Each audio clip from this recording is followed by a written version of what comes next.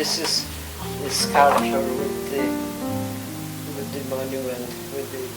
That's the piece that I have in my house.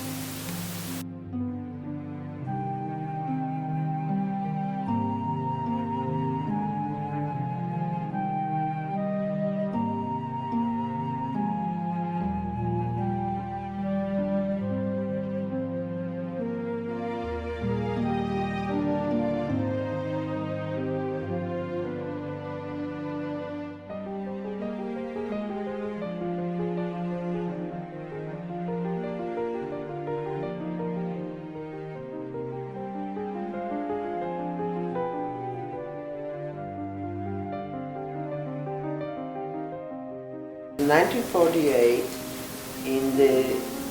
when I was a student in Krakow at the university, and we found that there is a big unveiling taking place in Warsaw, and in April of 1948, group of us went to Warsaw to witness the unveiling, which we didn't exactly know what it was.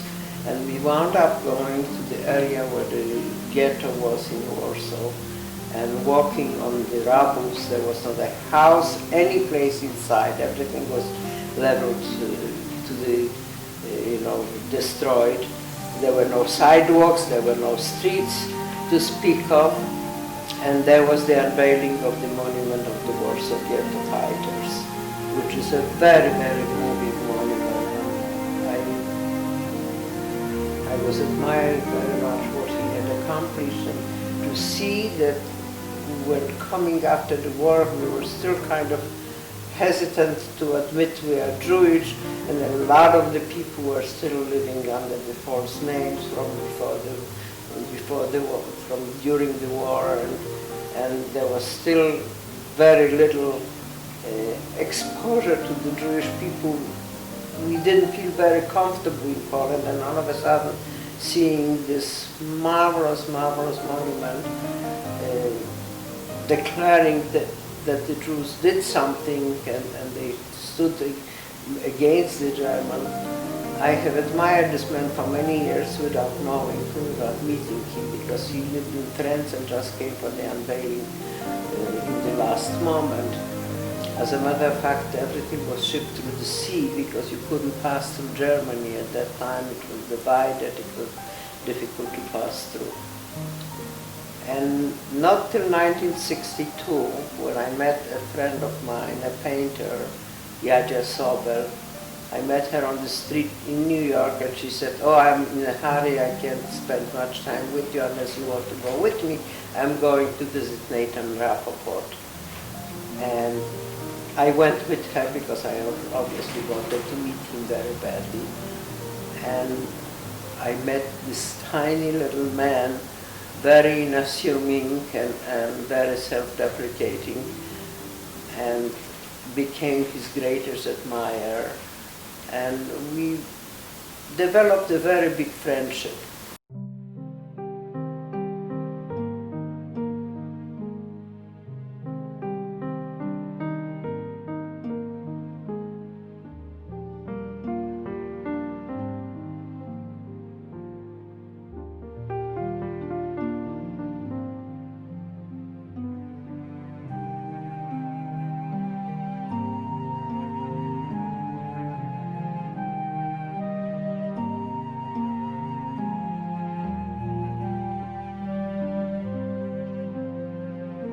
He went to visit the studio. I suggested to Natan that he put the middle tooth at the time in wax, a maquette of this liberation monument in France, so maybe the governor will come to help us to build it. And it did work. He did decide that this is very worthwhile, and he wants to help, and offered to put it in Arlington Cemetery, to which the sculptor said, "No, I'm sorry, sir, I don't work for the dead, I work for the living. I want it where children can see it." And eventually it wound up in Liberty State Park, where we were able to erect it within 2.5 years. When we started with a budget of $2 million and collected actually 900,000, and that money left over because everybody decided that they want to make a contribution to our building this monument, because they thought it was really a symbol that needed to be exposed to children and serve.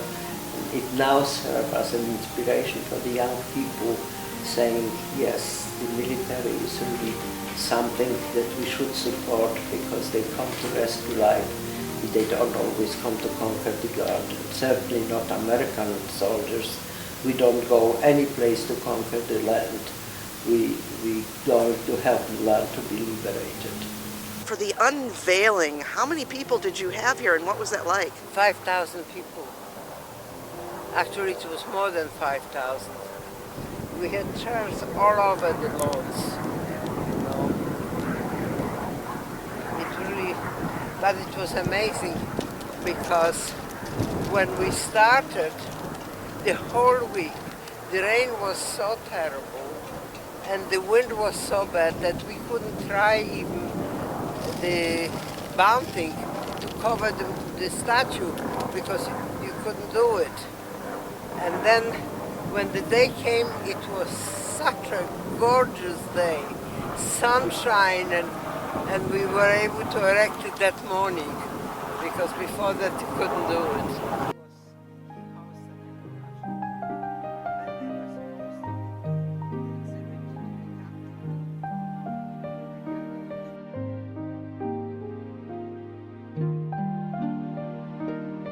How rough is the other one, and this one is all shine up, because everybody pats the foot of the soldier, thanking him for saving the people.